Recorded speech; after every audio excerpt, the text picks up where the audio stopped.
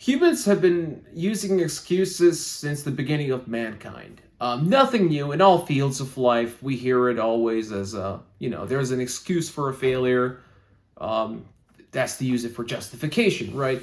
But as of recently in fighting, we now see champions, former champions, stars, just even coming up with excuses, not right after the fight, many months after the fight, in an interview for a new fight, upcoming fight. They're saying, oh, by the way, last fight, that wasn't me. I wasn't at my A game. I had this injury. I was drinking. I didn't feel good. I had a stomach flu, ulcer, whatever.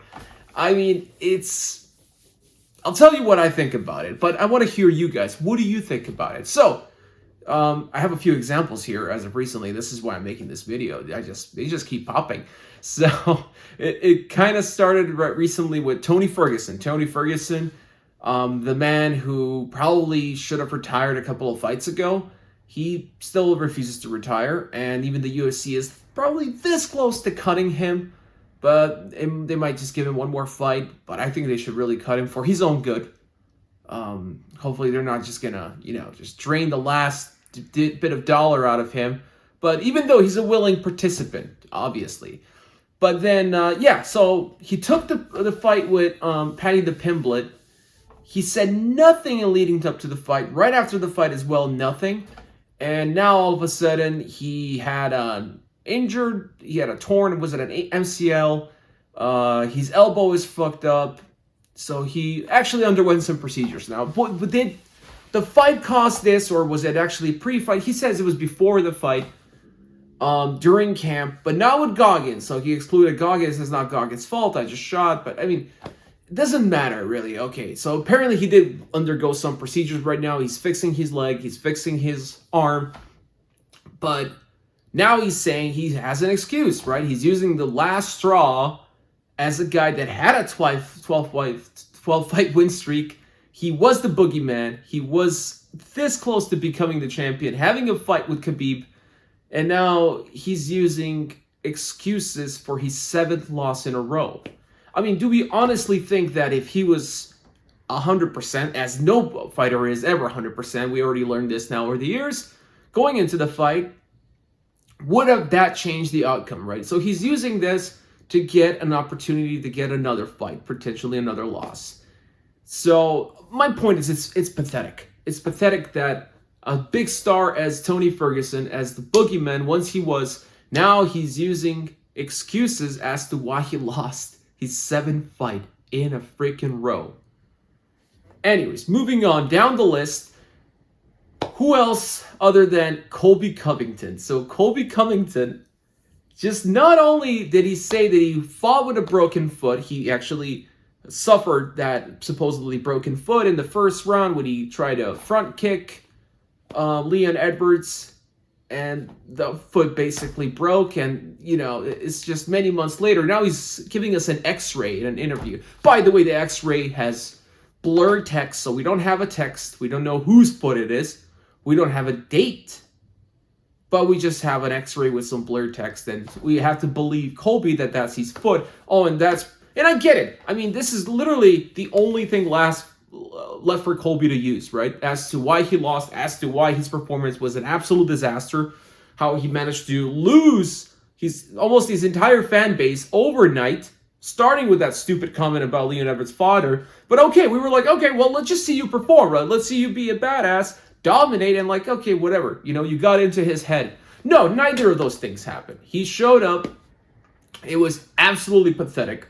So, I mean, even if it was 30 seconds leading up to the fight, these first 30 seconds, he looked awful, right? So, but yeah, I get it. He's losing literally the last straw. I mean, you had Sean Strickland had on the press conference in Canada, he had the whole arena screaming, fuck Colby. So that's how bad it is for Colby. That's how irrelevant he is, and that's how he looks ridiculous now. I mean, all his trash talking, even though he came out with a really, really good line, I must say. They're all pre-rehearsed lines, and they're really good. I don't even know if he comes up with all of them, but they're pretty damn good. He still has some pretty good lines. He says, my haters are so broke, they can't pay attention. I love it. It's simple. It's straight to the point.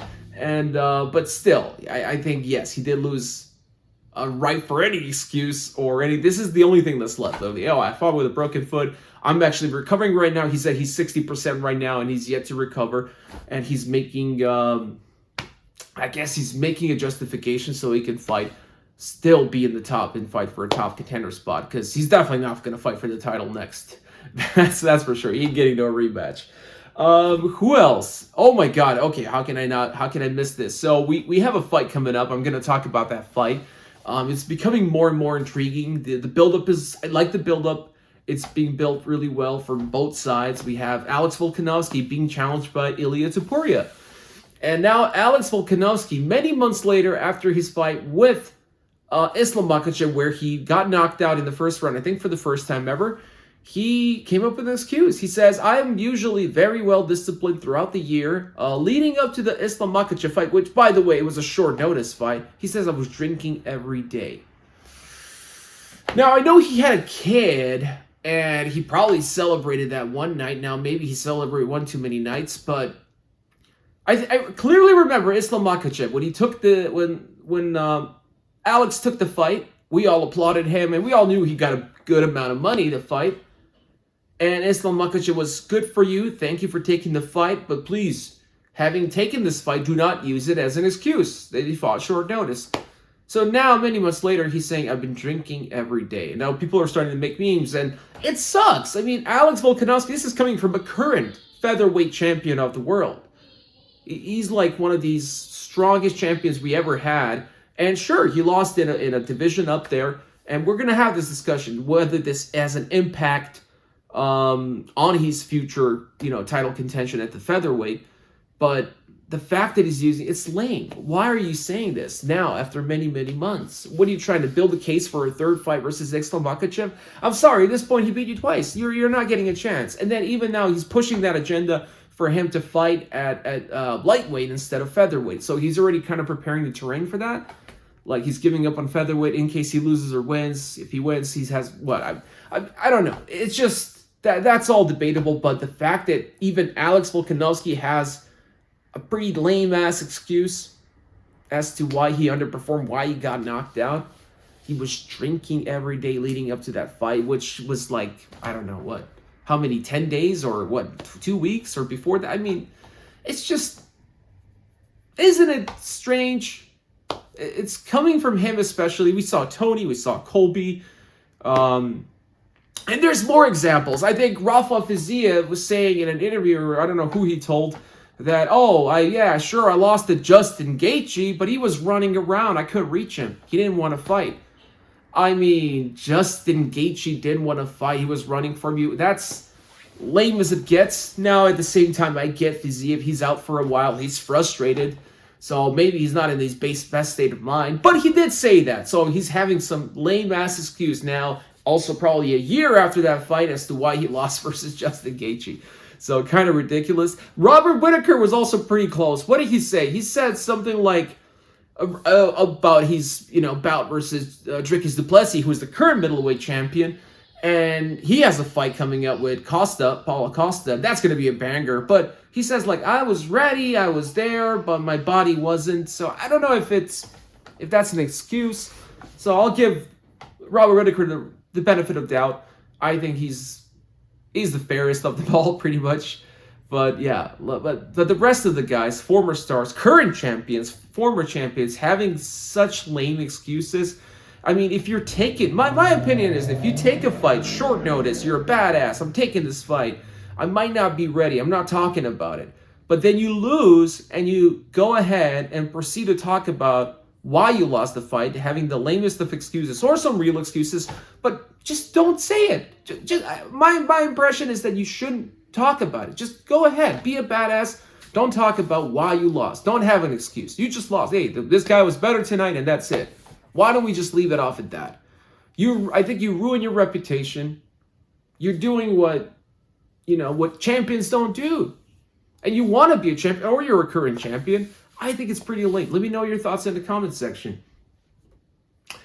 If you liked the video, help me with the algorithm, and I'll see you in the next one. Don't forget to subscribe to OctaCage MMA.